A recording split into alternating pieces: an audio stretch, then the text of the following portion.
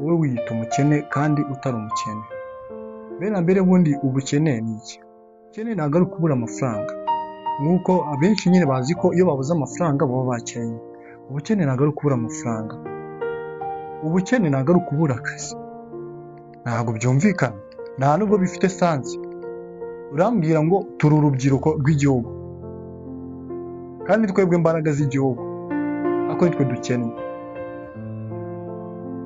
Ikaze kuri Master Jenny's TV, channel izajya igaruka ku byavuzwe ku binyamakuru cyangwa se byagiye bicaracara, ariko by'imbusane.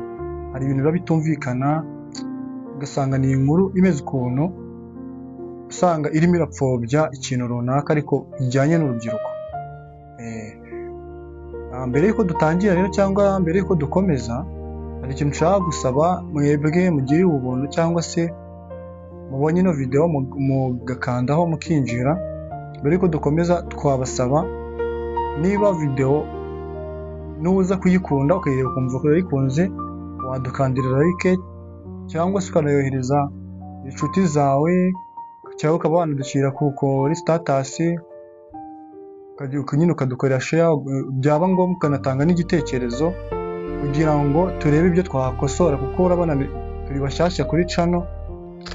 Iyi ni yo content ya mbere ijeho hano, kandi dushaka gukomeza gukora tukabagezaho ibintu byinshi nk'urubyiruko rushaka kwiteza imbere. Uyu munsi rero nshaka turi buze kuganira ku kintu kimwe kiri hano hanze kirimo kirasirikira abantu benshi barimo baravugaho. Nshaka tuganire ku muntu uherutse gutangaza akavuga ati urubyiruko rw'u Rwanda ngo rwugarijwe n'ubukene, cyangwa se urubyiruko rw'u Rwanda rurakennye.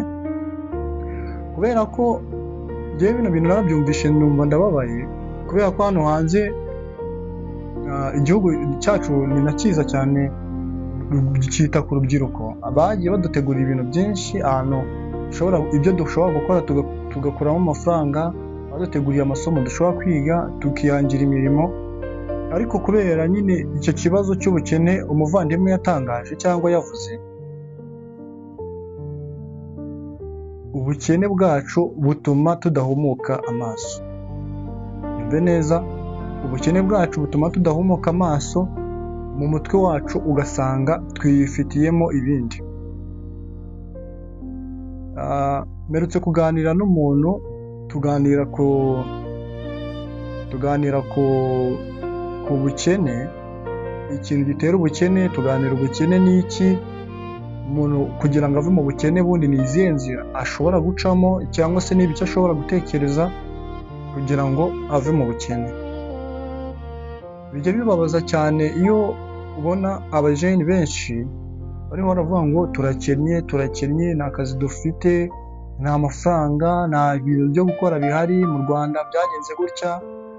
Nyamara ibyo ngibyo byo ndabibona cyane pe, binariyo. Akazi karabuze, ibyo gukora byarabuze, ariko ntabwo byabuze ku rubyiruko rwose.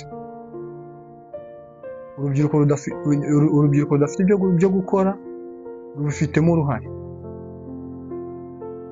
Uri umusore ufite imbaraga, uri inkumi ufite ubwenge, ufite imbaraga, gute umbwira ngo urakennye? Ntabwo ukennye, ahubwo ufite imyumvire. Hari ibyo uri gutekereza, hari imyumvire ufite mu mutwe wawe iri gutuma wowe wiyita umukene kandi utari umukene. Mbere na mbere ubundi ubukene ni iki? Ubukene ntabwo ari ukubura amafaranga, nk'uko abenshi nyine bazi ko iyo babuze amafaranga baba bakennye. Ubukene ntabwo ari ukubura amafaranga, ubukene ntabwo ari ukubura akazi. Ubukene ntabwo ari uko wagiye gusaba akazi bikanga. Ubukene ntabwo ari uko wize ukabura minerivare, ubwo ntabwo ari bwo bukene. Ahubwo tekereza impamvu wabuze akazi, tekereza impamvu nta mafaranga ufite, tekereza impamvu wabuze amafaranga ya minerivare, tekereza impamvu. Ariko sinshaka ko mu mpamvu uri buze gutekerezamo yuko impamvu wabuze minerivare ari ubukene. impamvu wabuze akazi ni ubukene, impamvu wabuze amafaranga runaka yo gukemuza ibibazo ngo ni ubukene.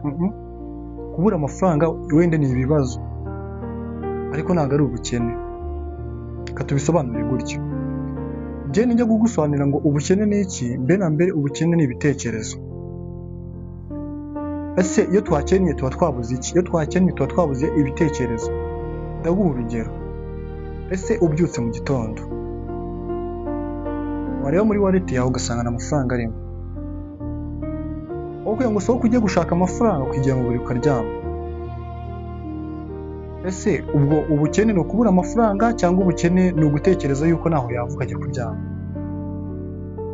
Noneho nuryama mu kanya gatoya uri buze kuryama usinzire yego, ariko nibigera nimugoroba ntacyo kurya ufite mu nkono, uri buze gutekereza neza ko ushonje.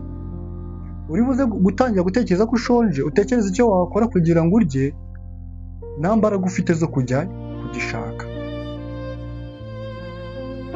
Ubukene ni ibitekerezo tugira kubera ko twumva ko ari byo tudafite, tukahita twiyumvisha ko ari n'ibyo tudashoboye, kandi mu by'ukuri turashoboye, imbaraga turazifite. Njyewe ndakennye, ariko se njye ni iki? Ibitekerezo. Gute nize nkaba nicaye? Ese nize iki? Wenda reka dore ko leta irimo iradushishikariza kwiga imyuga, tubare wenda nize wenda culinary art, ibintu bijyanye nyine no gutegura amafunguro byo kunywa n'ibiki. Usanze umujeni wize ibyo bintu arimo aravuga ngo arakennye, ngo yabuze akazi. Wemerewe kugenda waguza. Cya mbere ni bya bitekerezo ugomba kugira kugira ngo utangire business wanaguza. Kandi umuntu wize ibintu bijyanye no guteka ntabwo kugenda ngo ukore business biri buze kumukotinga amafaranga menshi, ntabwo biramusaba amafaranga menshi. Ushobora kugenda kuguza wenda tuvuge 2,000, ukamubwira ati njye 2,000 nzabiguha iki gihe n'iki. None ibyo 2,000 no bifata, ntabwo wagenda ukareba ikintu ukoramo. Yewe hari utuntu njya mbona mu isoko tugura 10. Banjiya nyine sinzi mba mwaragiye ahantu mu cyaro, ahantu utuntu tw'utubanjiya, ukabona banjiya ni ifu y'ubugari. Ifu y'ubugari ufata nyine ukayiponda, ugashyiramo ibitunguru, hanyuma ugasonga ubugari nyine, hanyuma ukagenda ukata duto duto ukaranga mu mavuta. N'ibyo byakunanira umuntu w'umujeni, ariko urimo uragenda uvuga ngo urakennye.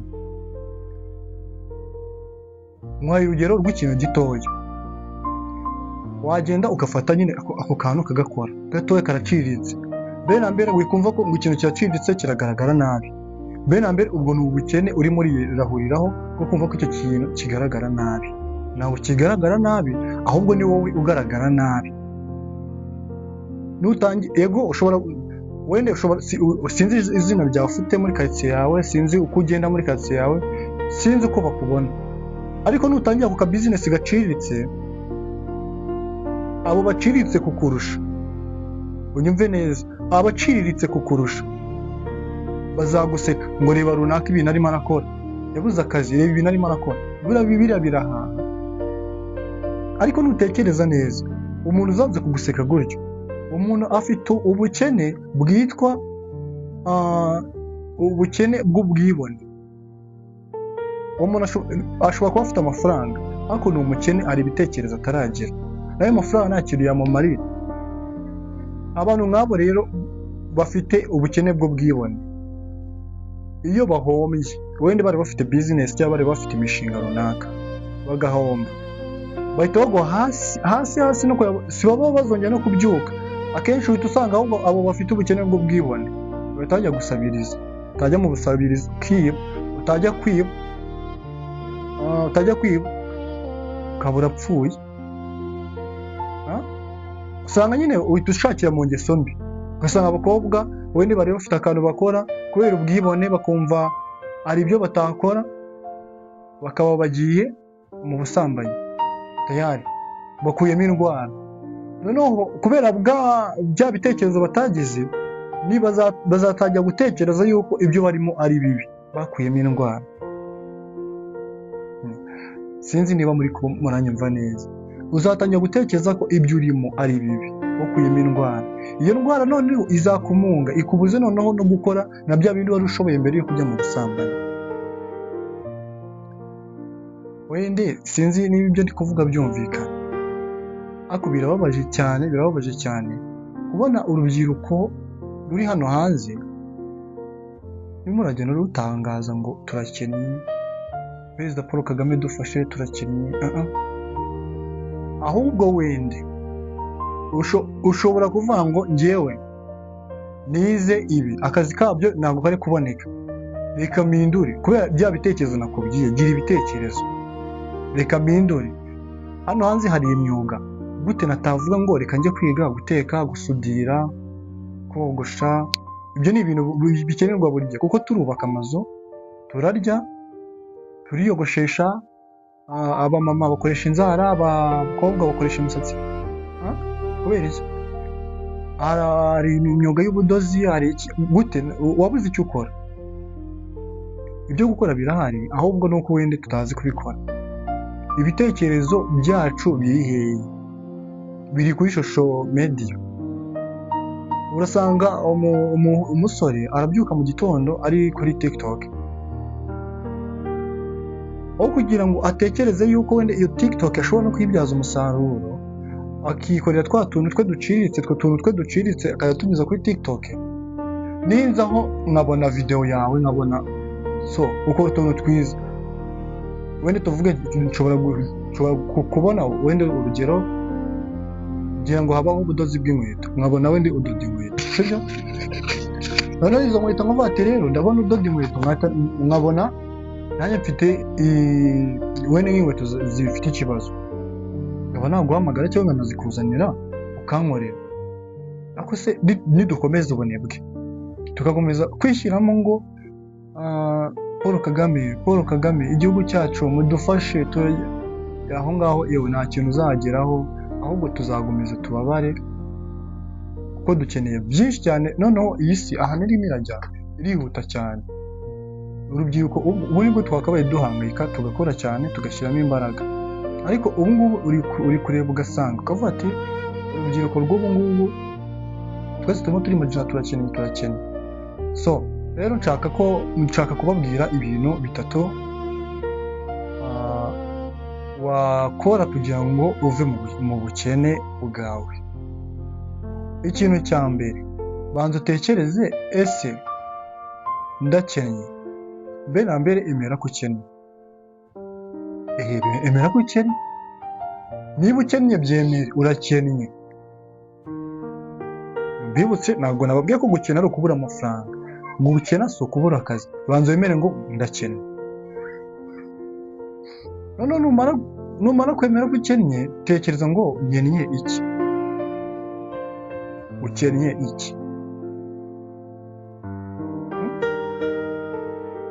Ukennye iki? Numara gusanga kumenya icyo ukennye, njyewe icyo nakubwira, icyo ukennye ibitekerezo. Nuhaguruka ugatekereza ukavuga ati njye nkeneye gukora iki ngiki, ndabyutse nsanze amafaranga mfite, ngomba kujya kuyahiga kandi ngomba kugaruka nyazanye. Ibyo ngibyo numara kubitekereza ukabibona neza, ukavuga ati ibi ndabibonye, ubukene ndabuvamo bigenze gutya. Ibyo ngibyo ndakeka numara kumenya yuko ukeneye guhaguruka ukagenda ukajya guhiga, ibintu bizizana, amafaranga azaza.